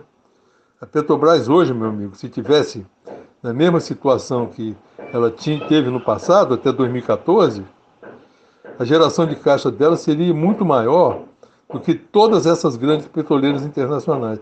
É isso que eles não querem ver. Não é? Então isso tem de ser destruído. E eles destroem isso dentro da própria estrutura brasileira. Né? A gente nem percebe. Quando vê as pessoas mudando de opinião assim, era obrigação da mídia, se fosse uma mídia honesta, né? Questionar cada um deles, ridicularizar cada um deles, mas eles não fazem isso. A pessoa muda de opinião de um lado para o outro em assuntos fundamentais para o país e ninguém questiona. A mídia não questiona, é como se fosse normal isso. Isso não é normal em lugar nenhum do mundo. Qualquer país no mundo, a mídia está aí caindo em cima deles e querendo saber detalhes, por que mudou, o que houve. Aqui não. Eles mudam de opinião e fica por isso mesmo. Então todos eles estão trabalhando nesse sentido, Anderson. Infelizmente é isso, né? E a gente não tem onde se agarrar agora para defender. Tá entendendo? Quanto é que vão arrecadar com esse recurso, com essa venda de Petrobras? Qual é o valor? Ninguém ainda falou o valor, mas eles devem saber. Todos já devem estar sabendo, entendeu? Quanto que vai caber para cada um, já estão sabendo. E não interessa o Brasil, o desenvolvimento do Brasil, o povo brasileiro, isso não interessa, né? A prova está aí, o requerimento lá do deputado Paulo Ramos, que ninguém assina, né? Ninguém quer, né? Tá entendendo? Ora, se esse pessoal todo, que são os que mandam no país, né? Que mandam na Petrobras, querem isso, né? E a mídia, né? Não informa da maneira que tem de informar, como é que nós vamos segurar isso, Anderson? Eu acho muito difícil, sabe? Algo que não muda na Petrobras, Cláudio, e que tem motivado esse tipo de declaração do Jair Bolsonaro, é essa política de preços de paridade de importação, o famoso e malfadado PPI. Vocês da EPET e algumas outras entidades, como o Clube de Engenharia, a Associação Brasileira de Imprensa, a ABI, e o Conselho Federal de Economia, o COFECOM, divulgaram um manifesto contra essa política adotada pela direção da estatal, que tem feito o preço não só dos combustíveis, do gás de cozinha, mas de toda a cadeia produtiva do nosso país ir às alturas, quase que inviabilizando o mínimo de dignidade para a população pobre do nosso país.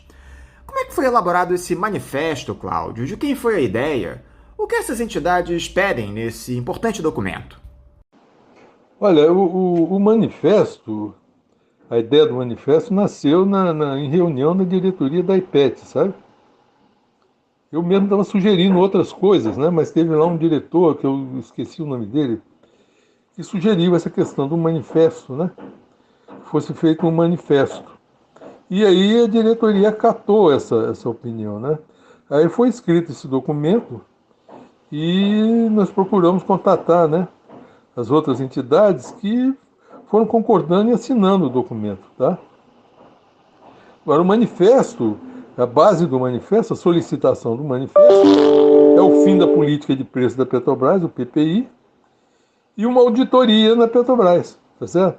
É exatamente aquilo que eles não querem, né? Que ninguém quer, tá entendendo?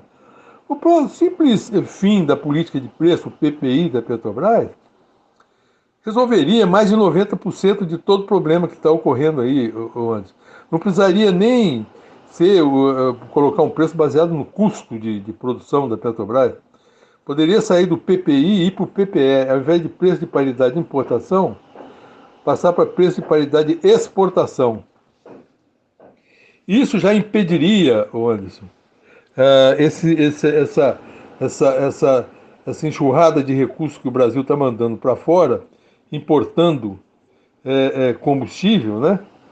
Por causa dessa política de preço de importação. Isso cortaria esse modelo e as refinarias da Petrobras voltariam a operar a pleno vapor, né? Tá certo? Então, simplesmente retirar o PPI já resolveria muito, né? A estrutura disso tudo está baseada em beneficiar a Shell, que é o maior beneficiado disso, né?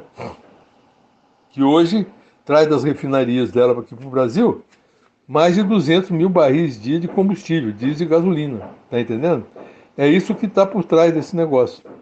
Então, o manifesto quer estudar isso e estudar também todas as vendas de ativos que foram feitas de maneiras absurdas na Petrobras nos últimos anos, né?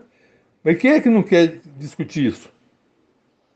Olha, são exatamente os nossos congressistas, cara. A Petrobras que está lá, a administração da Petrobras, né? E o governo. Então, como é que nós vamos enfrentar isso, Anderson? É uma boa pergunta para cair no vestibular, né? Agora, Cláudio, parece que os caminhoneiros estão ameaçando fazer uma greve geral no próximo dia 1º de novembro, na intenção de parar o país, não é isso? A categoria se coloca em estado de greve desde o último sábado. Durante o fim de semana, algumas lideranças criticaram o presidente Jair Bolsonaro pelo preço do diesel e havia a promessa de entrega de uma lista de reivindicações ao governo na última segunda-feira. Segundo essas entidades, sinalizações positivas são necessárias para evitar a paralisação nacional a partir do dia 1º. Só que o governo tem minimizado essa mobilização. Você vê alguma chance de paralisação dos caminhoneiros no início do mês que vem, Cláudio? O governo está agindo bem ao minimizar essas reivindicações da categoria? Olha, Anderson, eu participei nesse final de semana, no sábado, né, dia 16, desse encontro dos caminhoneiros que foi num hotel no Rio de Janeiro, sabe? A intenção do encontro era unificar a pauta, né, da categoria, né? Não havia nenhum pensamento em sair dali com o objetivo de paralisação, sabe? Mas nas discussões dos assuntos, né, ficou demonstrado que a situação do caminhoneiro autônomo hoje está realmente insustentável, né? Ou ele para por uma greve, por uma paralisação assim objetiva, né? Ou ele tem de parar porque não consegue trabalhar, da forma que os preços estão aí. E a pauta de reivindicação deles são reivindicações que vêm de 2018, que foram prometidas pelo governo e não foram atendidas. É um absurdo isso, né? Então, o problema do caminhoneiro é uma questão de vida ou morte. Eles não suportam mais, não tem mais como. Então, essa questão do estado de greve, né, e do chamamento da paralisação para dia 1º de novembro foi uma questão de sobrevivência para os caminhoneiros, tá entendendo? E o governo, né, está tentando minimizar, né, o assunto, né, que envolve, né, também não só os caminhoneiros, mas é o país inteiro, que todo o país está com problema, não é? Ninguém mais consegue sobreviver com o salário que tem. Antes, todo lugar que eu vou, e que eu pergunto para alguém que está trabalhando num balcão, ou em qualquer lugar, que conversa com as pessoas, todos me falam o seguinte: eu estou pagando para trabalhar. Eu estou pagando para trabalhar. Essa que é a resposta que eu mais escuto, sabe? Quer dizer, o salário das pessoas não comporta os gastos que eles estão tendo. Não tem mais como sobreviver com isso. Então, não é a questão só do caminhoneiro, né? O caminhoneiro está dizendo isso. Estou pagando para trabalhar. E outras categorias, diversas categorias, estão na mesma situação. É isso que precisa acordar. O Brasil precisa acordar para isso, né? Para onde é que nós estamos indo, né? Se não houver uma reviravolta nisso, sabe? Eu gostaria também, Cláudio, que você falasse a respeito do resultado desse leilão realizado pela Agência Nacional do Petróleo no último dia 7 para a venda de 92 blocos de exploração de petróleo e gás em uma região próxima ao arquipélago de Fernando de Noronha, algo que foi alvo de muitas críticas de ambientalistas. Apenas 5 desses blocos ofertados foram arrematados, o que configurou um enorme fiasco para os planos dos entreguistas desse país. Cláudio, como é que você analisou esse fiasco no leilão? Olha, Anjo, eu acredito que esses investidores estrangeiros, nessas empresas estrangeiras, já estão percebendo, né, que os brasileiros estão começando a acordar, estão começando a perceber as coisas que estão ocorrendo, né? Há um ano atrás, mais ou menos, eu tive uma primeira reunião com os caminhoneiros e eu falei para eles o que era PPI, Preço de Paridade de Importação, e ninguém sabia o que era isso. Ninguém tinha noção do que era isso. E a partir dali eles começaram a falar e começaram a discutir esse assunto, e hoje, passado um ano, esse assunto de PPI já ficou divulgado no Brasil inteiro, né? Então, você comprar, né, áreas, né, que estão sob condições muito adversas, né, juridicamente complicadas, né, eu acho que o investidor é um risco muito alto, que eles não querem seguir. Tá entendendo? Então, por isso é que o leilão não foi o fracasso que foi, porque a mesma coisa é venda de refinarias, né? Você viu que já houve uma desistência de compra de refinaria lá no sul, né? O grupo Ultra, né, desistiu de comprar a refinaria, tá entendendo? Porque estão vendo que essas coisas vão parar no Supremo, essas coisas vão ser questionadas lá. Então, começa a preocupação, né, de se investir e depois dá tudo errado, tá entendendo? Porque a coisa é tão escandalosa, que é claro, vai ficar óbvio que está tudo errado, tá entendendo, Anderson? Então, graças a Deus que está seguindo nesse caminho. E eu espero que daqui para frente nada mais disso venha a ocorrer, tá entendendo? E a Petrobras retome o seu caminho, mas para fazer isso, você tem de mudar toda a diretoria e o conselho de administração da empresa. A administração tem de ser toda mudada para se conseguir fazer essa modificação, que é um negócio complicado, né? E bem difícil, mas a gente tem de lutar por isso, porque é o único caminho que a gente tem. E os investidores estrangeiros estão vendo que o país está começando a ver ordem, né? Eles estão aqui explorando petróleo sem pagar um tostão de imposto. É uma maravilha, né? É isso que está ocorrendo com a Shell. Produz e exporta 400 mil barris dia de petróleo sem pagar um tostão de imposto. É claro que isso está errado. Nós vamos brigar por isso até o fim. Nós não vamos desistir. Eles estão sabendo que nós estamos gritando. Está entendendo? Isso aí os caminhoneiros estão sabendo e o povo brasileiro vai saber. O caminhoneiro é um grande comunicador. O caminhoneiro consegue se comunicar com o povo. E eles vão espalhando essa notícia, o povo vai tomando consciência e aquilo que o povo está de desprezo da Petrobras hoje por tudo que aconteceu, eles podem voltar atrás, né, e as coisas começarem a mudar, tá? Mudar e atingir, né, o calcanhar de Aquiles dos nossos congressistas, né?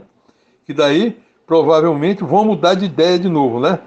Tá entendendo? Então, acho que o caminho é por aí, Anderson. Agora, Cláudio, que história é essa de que a Petrobras não poderá atender todos os pedidos de fornecimento de combustíveis para o mês de novembro, que teriam vindo acima de sua capacidade de produção? Essa informação acendeu um alerta nas distribuidoras que apontam para um risco de desabastecimento no país. É isso mesmo, Cláudio? Podemos ficar sem combustíveis no mês que vem nas bombas? Anderson, se isso vier a ocorrer, a culpa é 100% da Petrobras, tá? A Petrobras tem técnicos competentes para saber qual é o mercado que tem, a capacidade de produção dela. Ela pode antecipar isso e sempre está sabendo do que está ocorrendo. Se isso for ocorrer, foi provocado, no meu modo de ver, pela própria Petrobras para tentar justificar essa política de preço dela, tá certo? Venderam a refinaria na Bahia e lá no Amazonas, né? E a própria Mubadala, lá na Bahia, na Relan, né? Parece que eles reduziram drasticamente a produção. E essa que foi vendida lá no Amazonas, a Reman, foi comprada por um distribuidor lá que provavelmente vai fechar a refinaria e passar a importar. Então, esse pessoal, tanto lá da região da Reman como da Relan, na Bahia, eles têm um monopólio na mão, todo mundo sabe disso, eles podem colocar lá ao preço que eles bem entenderem. Então, eles vão passar a importar, ao invés de produzir aqui. E a Petrobras sabe muito bem disso, não é? Olha, eu vou te dizer antes, eu tenho um conhecido caminhoneiro que hoje ele está lá trabalhando lá na Bolívia. Ele está na Bolívia. Ele paga 1 litro de óleo diesel S10 lá na Bolívia. Ele me disse que está pagando o equivalente a R$ 3,50. Aqui no Brasil, esse produto está, em média, a R$ 5,15, sabe? Agora, para o boliviano compra esse diesel lá a R$ 2,90. E sabe de onde que vem o diesel, Anderson? Vem da Venezuela, pelos rios brasileiros, entendeu? Em barcaças pelos rios brasileiros. Chega no Rio Uruguai, lá perto de Corumbá, uma cidade lá perto de Corumbá, onde é estocado esse produto. e em caminhões é levado para a Bolívia. Tá? E o consumidor boliviano está comprando diesel S10 hoje ao equivalente a R$ 2,90. Tá?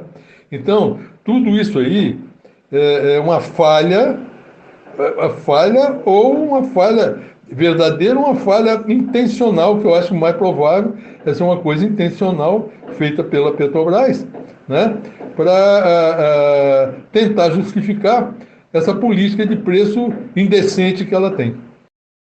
Eu queria encerrar a nossa entrevista, Cláudio, parabenizando a Associação de Engenheiros da Petrobras, que acaba de completar no último domingo, dia 17, 6 décadas de existência.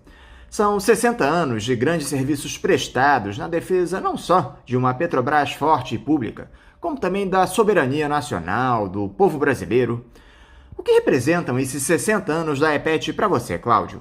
O que é que você pode destacar para os nossos ouvintes como mais importantes momentos da associação ao longo desse tempo? A EPET, a Associação dos Engenheiros da Petrobras, tem em seu estatuto que uma das suas principais responsabilidades, né, é a defesa do monopólio estatal do petróleo no Brasil, com a Petrobras como operadora, e a defesa do corpo técnico da Petrobras. Essas são as principais responsabilidades da associação e que ela vem cumprindo nesses 60 anos aí, com muita bravura, né? Principalmente nesses últimos anos, em que a empresa está sendo tremendamente agredida, né? Nunca foi agredida como está sendo hoje, né? Mas a associação, né, ela conta com valorosos colaboradores, diretores que estão lá, e também funcionários, todos empenhados nesse sentido. Então, eu não quero citar nomes aqui, né, mas todos participam igualmente desse objetivo na luta, na defesa da empresa, tá certo? É uma luta hoje inglória, né, muito difícil, mas nós não desistimos, nós continuamos na luta e vamos continuar até o fim, tá? E não sei se tem fim, provavelmente nós vamos terminar antes dessa luta. A EPET vai continuar existindo, porque a luta dela é muito grande e tem de estar sempre assente. Então, está de parabéns a EPET, estamos comemorando 60 anos de luta, né? Então, de parabéns todos lá da associação, né? Que merece o respeito, a consideração e a admiração de todo o povo brasileiro e o apoio de todos os brasileiros, porque defende o desenvolvimento brasileiro, defende o crescimento do país da maneira correta, como deve ser, não é? E isso está tudo nos escritos que ela produz, tá certo? Então, estamos todos de parabéns, vocês também da Faixa Livre, que fazem parte lá do corpo, né? E vamos continuar na nossa defesa, ok, Anderson? Cláudio Oliveira, mais uma vez, muito obrigado por você conversar aqui conosco no programa. Eu quero te desejar um ótimo dia de trabalho e também deixar meu forte abraço. Anderson, sou eu que agradeço, tá? E vou estar aqui sempre à disposição do programa de vocês, na hora que vocês quiserem, ok?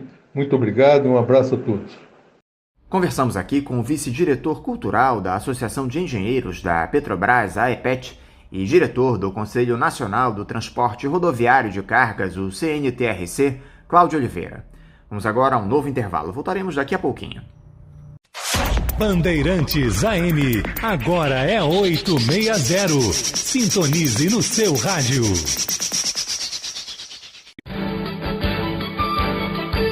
Voltamos a apresentar Faixa Livre. Já voltamos, ouvintes, e agora eu cumprimento o presidente do Sindicato dos Professores do Município do Rio de Janeiro e Região, o Simpro-Rio, Oswaldo Teles. Oswaldo Teles, bom dia. Bom dia, Anderson, bom dia, ouvintes. Estou aí mais uma vez para fazer o debate necessário nesse momento tão difícil que o Brasil está passando. Oswaldo, eu quero te agradecer por você novamente conversar aqui conosco no Faixa Livre. Oswaldo, na última sexta-feira, dia 15, foi comemorado o Dia do Professor. Essa que é uma das categorias profissionais mais importantes do nosso país para a formação de cidadãos, de mentes capazes de produzir conhecimento, de questionar. Eu gostaria de te ouvir um pouco, Oswaldo, a respeito da importância dos professores em um país que valoriza tão mal os profissionais de educação.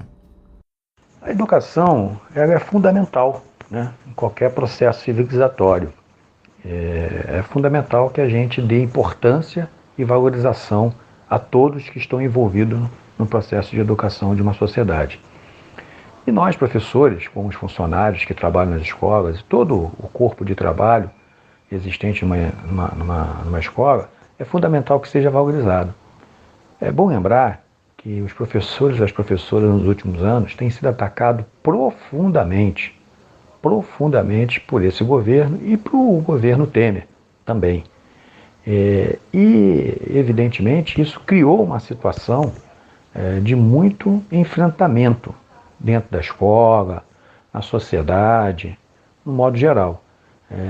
Ultimamente a gente percebe que alguns pais vão para a escola para enfrentar o professor, agredir o professor e a professora. Os alunos gravam aula, né, com aquele intuito organizado pelos pais, instigado pelos pais, e pela essa sociedade do ódio, em que cria uma dificuldade muito grande no processo de ensino-aprendizagem. Então, a visão do professor hoje, a vida do professor hoje, da professora, não está fácil, porque falar, né, de uma forma tranquila está cada dia muito mais difícil. A desvalorização do magistério, que vem há anos, né, chegou a um momento mais complicado da sua história. Por isso que é fundamental as organizações de professores, os sindicatos, a sociedade reagir a esse processo. Então o Dia do Professor tem que ser comemorado como um dia de resistência, mais um ano de resistência a essa loucura que nós vivemos nos últimos anos no Brasil. Infelizmente, temos que nos organizar cada vez mais para combater isso. E é isso que nós estamos fazendo no Simpro Rio. A gente busca sempre debater com os professores e as professoras, trazê-los para esse ambiente democrático e fazer o enfrentamento necessário no campo político, no campo jurídico, porque a sociedade tem que acordar perante a esse estado de dificuldade que hoje o professor e a professora passa e que o Brasil está passando na educação. Valorizar a educação é valorizar a cidadania, é valorizar a sociedade, é valorizar o mundo em que nós vivemos, num mundo cada vez melhor. Então é isso que nós defendemos. E a educação é fundamental. E valorizar o trabalhador da educação, professores, funcionários, todos envolvidos, é fundamental para que isso aconteça de uma maneira cada vez mais crescente. Infelizmente, hoje não está acontecendo isso. Mas com certeza nós vamos novamente brigar, discutir, avançar e voltar a ter uma sociedade mais organizada em que o trabalho do profissional de educação seja valorizado por todos e por todas. E você enxerga um horizonte de valorização dos professores nessa quadra difícil que temos atravessado, Oswaldo? Com o avanço cada vez mais acelerado do ultraliberalismo, com a privatização da nossa educação? Vivemos um momento difícil, né?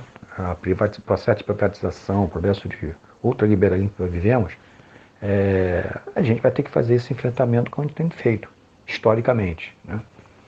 A educação ela não pode fugir desse processo. E eu acredito que a sociedade, aos poucos, né, ela vai acordando para as asneiras que ela vem fazendo nos últimos anos. Nós vivemos uma história constantemente de ciclos, né, políticos. O nosso espaço democrático nunca foi bem consolidado, sempre tem voltas e revoltas referente à questão da democracia. Mas eu acredito sim, eu acredito que nós vamos, aos poucos, democratizar essa sociedade e entender que a questão da igualdade entre os brasileiros é fundamental. A gente não pode permitir que uma elite cada vez mais oligárquica, cada vez mais colonizadora, que não tem projeto de nação, que não tem projeto de Brasil, mas infelizmente, né, a gente não consegue ainda, a maioria da população, enxergar isso. Na última eleição, a gente viu que muitos trabalhadores, pessoas com muita dificuldade de renda, votaram nesse governo que está aí, enganadas pela uma imprensa cada vez mais artilosa, que difícil trato, que só pensa, evidentemente, em pequenos grupos da sociedade e não na sociedade como um todo. Então nós sabemos que essa elite não tem um projeto nacional de nação, como aconteceu em outros países capitalistas. Aqui não tem. E nós, que defendemos o mundo do trabalho, os trabalhadores e a igualdade entre as pessoas, temos que ter esse projeto mais alinhado, mais unificado, com todos os segmentos que defendem uma sociedade mais democrática, uma sociedade que respeita o trabalho digno, que a gente possa dar essa reviravolta. E para isso é necessário que a gente, da educação, né, esteja de prontidão, porque a educação ela é fundamental para esse processo como um todo, né, em debater com a sociedade o que está acontecendo, para a gente dar a volta por cima e, evidentemente, avançar nesse processo educacional. Então, eu sou um otimista nesse aspecto. Acho que, aos poucos, a gente vai novamente realinhando o processo político e vai avançar nessa nossa organização e nessa mudança. Eu acredito muito nessa galera nova que está chegando, que está discutindo projetos, e acho que o campo acadêmico e o campo da educação está avançando muito. E eu acredito que nós vamos dar a volta por cima e derrubar esse projeto ultraliberal, oligárquico, colonialista que impera ainda no nosso país. Oswaldo, nós temos conversado com você aqui no programa a respeito da situação dos professores da rede particular do Rio de Janeiro com o advento da pandemia. Muitas escolas foram obrigadas a fechar as suas portas pela incapacidade de os responsáveis dos alunos manterem o pagamento das mensalidades, o desemprego aumentou enormemente, enfim. Isso sem falar na precarização constante a qual os professores passaram a ser submetidos. Com esse retorno das atividades presenciais, Oswaldo, como anda o cenário para esses professores que ficaram sem trabalho no último ano e meio, pelo menos? Já melhorou o quadro? Ainda há muita gente desempregada? O quadro no Brasil de desemprego para todas as profissões está muito grave, né? Tanto é que os índices são altíssimos, né, pelo IBGE. Fora aqueles que não mais procuram emprego, a gente sabe muito bem. O professor é um desses. Ele procura até um certo momento, depois ele não procura mais. Ele vai procurar no ano que vem. Então, muitas vezes, a estatística do professor é mentirosa. Ela não relata uma realidade de desemprego. Nós hoje passamos por um problema muito sério. Na educação superior, as aulas se tornaram virtuais e turmas de grandes instituições que tinham várias turmas em várias regiões diferentes, em vários bairros, juntaram tudo. Então, muito professor da educação superior hoje, ele dava aula para 40, 50 alunos presencial, hoje ele dá para 200, 250 virtual. Juntou as turmas de vários bairros, de várias até cidades. Então, essa é uma realidade, precarização no salário. E, devido a isso, diminuição de carga horária e demissão. Né? Se você tinha 5 professores, você vai ter 1 ou 2 trabalhando, 3 são demitidos, ou pior na educação superior, que é demissão, é colocar o professor em carga zerada. Ele não é nem demitido, ele não recebe indenização e fica sem salário zero, que é uma luta muito grande que a gente tem feito e tem denunciado. E, evidentemente, faz parte do enfrentamento com esse patrão.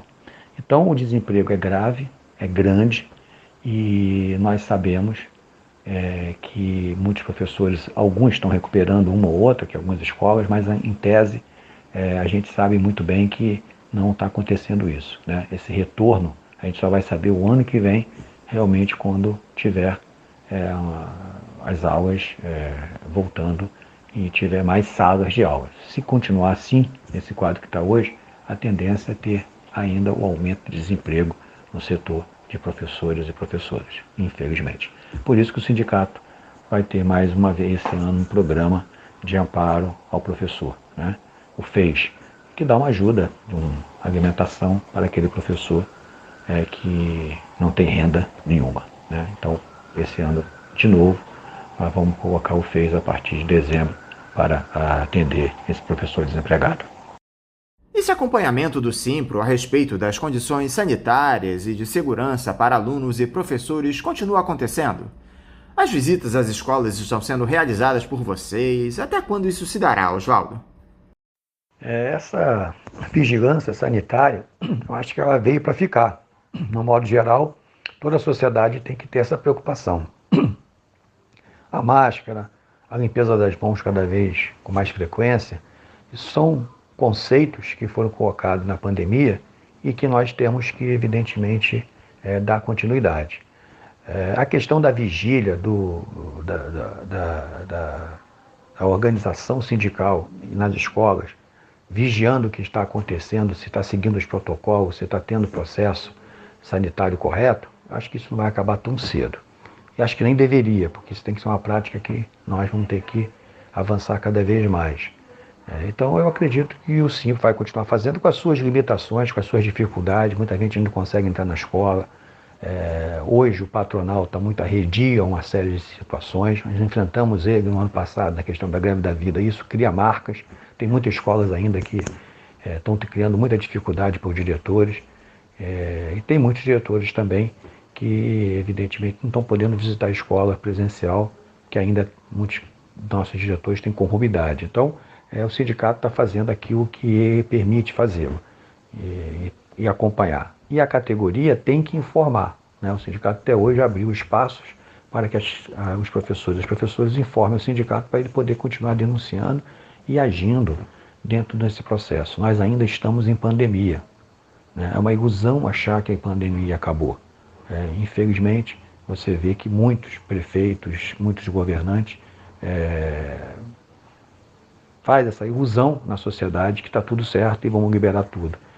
Isso é um erro, né? Os especialistas que estão estudando esse processo todo da pandemia já afirmaram que não é o momento ainda disso. Tem que ter uma certa flexibilização, mas tem que ter cuidado e tem que passar informações corretas para a sociedade, para que tudo volte, se voltar, dentro de uma organização sanitária. Então o sindicato vai continuar de toda forma, defendendo toda a orientação científica sobre a questão sanitária e nós vamos continuar fiscalizando e vigiando as melhores condições de saúde dos professores e dos alunos de toda a comunidade escolar. Oswaldo, um outro tema muito importante que nós já tratamos aqui no programa com você, mas que eu queria abordar mais uma vez, são essas eleições para a direção do Simpro, que serão realizadas do próximo dia 22, sexta-feira, até 28 de outubro, não é isso? Você já disse aqui pra gente que não será candidato nessa chapa única que foi formada no sindicato, apontando a unidade na luta de todos vocês. Mas quem está na formação dessa nova diretoria, Oswaldo? Como é que se dará essa eleição? Essas eleições, elas marcam novamente, né, a unidade de todos os segmentos políticos que atuam no sindicato, né? Todos os grupos organizados que estão vivos dentro da categoria de professores do setor privado estão hoje na diretoria do sindicato, foram convidados a estar nessa diretoria. Eu não serei mais o candidato a presidente, nós mudamos o estatuto, hoje o presidente do sindicato pode ter no máximo 2 mandatos seguidos, eu já tive 2 mandatos, eu saí da presidência e vai entrar o professor Elson, que vai ser o novo presidente. Mas eu continuarei na diretoria do sindicato, eu estarei na Secretaria de Finanças do sindicato, como assim foi definido pela toda a diretoria que me pediu para continuar na direção do sindicato. Então, essa questão da unidade, né, dos trabalhadores, num momento tão difícil que nós estamos vivendo, para o enfrentamento com o patronal e com essa política governamental fascista, é fundamental. Então isso é que todos enxergaram. Então facilitou o processo de unidade. A unidade, ela tem que existir através de uma unidade de programa. Então a atuação, né, na gestão nossa desde 2014, ela vem discutindo com a categoria essa unidade da luta. Que os professores e as professoras têm que fazer. Então isso foi agregando ao longo desse período toda essa organização que possa futuramente estar todo mundo unido. E foi acontecendo aos poucos, né? Tivemos a última eleição 2 chapas, mas como eu sempre falo, são pessoas, professores e professoras que estão na luta com a gente. É bom que tenha 2 chapas muitas vezes, há diferenças de pensamento, mas nesse momento é fundamental que todos nós estejamos unidos, né, para enfrentar um momento muito delicado que nós estamos vivendo na nossa sociedade. Então, todos os professores que atuam no sindicato, todas as professoras perceberam essa importância de uma direção unificada com um projeto. E o nosso projeto é fazer o enfrentamento e a organização necessária para resgatar um processo político-democrático da nossa sociedade, né, que sempre foi difícil, mas que hoje tem um risco muito grande de deixar de existir a própria democracia frágil que nós construímos ao longo desses últimos 30 anos. Então, A categoria entendeu isso, todo mundo compôs na próxima direção, tem a tarefa de organizar essa categoria para esse enfrentamento e fundamental, né, que todos participando a gente possa ter mais vitórias pela frente. Então esse é o caráter que foi dado e que todos entenderam como fundamental nesse momento histórico que nós estamos vivendo. Não significa que ter 2 chapas ou 3 chapas seja ruim. Não, é muito bom que tenha muitas vezes 2, 3 chapas participando, porque nós lá no Simplo Rio, sempre como tivemos 1, 2, 3 chapas, todos entendemos que temos diferença e continuamos tendo algumas diferenças, mas que participavam do processo eleitoral porque queria dar uma cara nova ao sindicato. E hoje todos entendem que todo mundo tem que estar lá, para que possamos, evidentemente, enfrentar esse momento histórico muito difícil. Então isso que é fundamental e todo mundo está vestindo a camisa da tarefa desse enfrentamento contra o fascismo. Então é essa a ideia que foi, evidentemente, organizada para que possamos ter uma diretoria forte, vitoriosa e com uma categoria organizada. Por isso, a chapa única nas eleições que começam agora, sexta-feira, dia 22, e vai até o dia 28 de outubro. Você considera a união das diferentes tendências do sindicato um mérito dessa sua gestão que vai se encerrando, Oswaldo? Fala um pouquinho aqui para os nossos ouvintes sobre esse seu mandato à frente do Simplo. Quais as principais lutas que vocês enfrentaram ao longo desse tempo, as principais conquistas? O que fica desses anos em que você comandou o Sindicato dos Professores do município do Rio de Janeiro?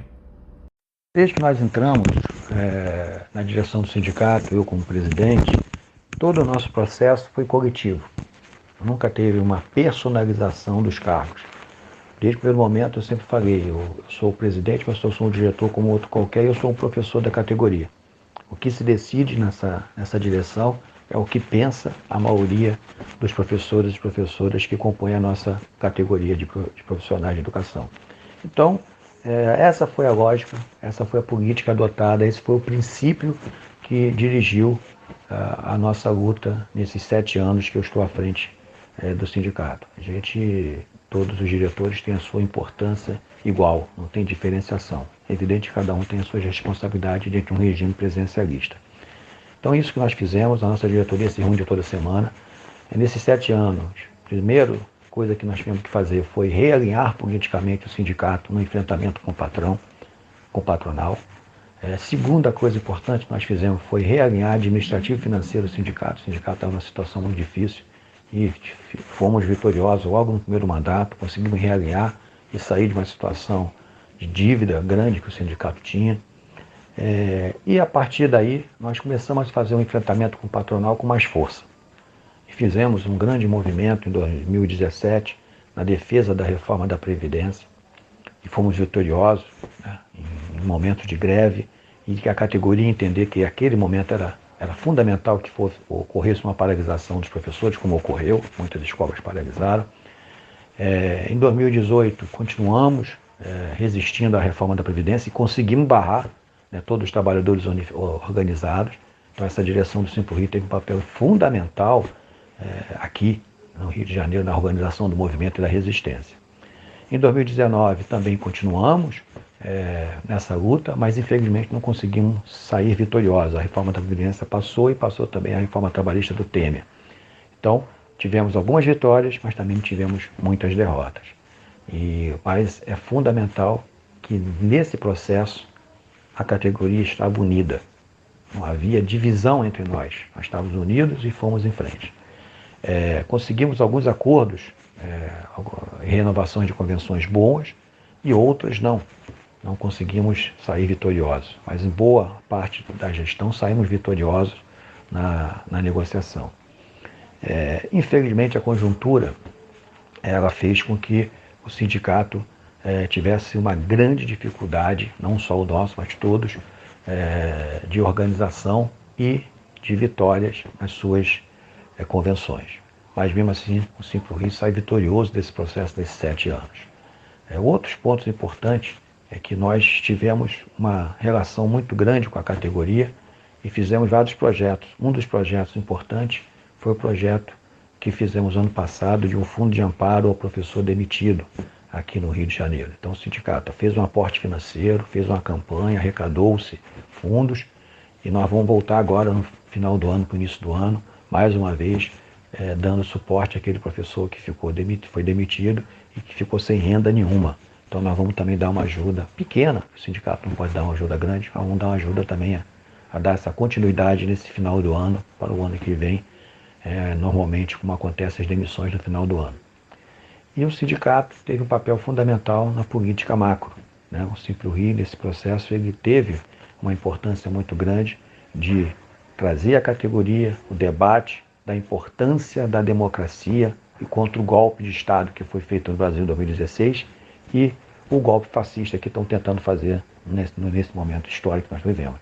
Então o sindicato sempre se colocou contra essa postura golpista, dessa elite conservadora que nós temos, e foi fundamental junto com os outros, evidentemente, mas o sindicato sempre esteve à frente desse processo, discutindo com os profissionais, com os trabalhadores como um todo, a importância da nossa sociedade democrática, daquilo que nós conquistamos.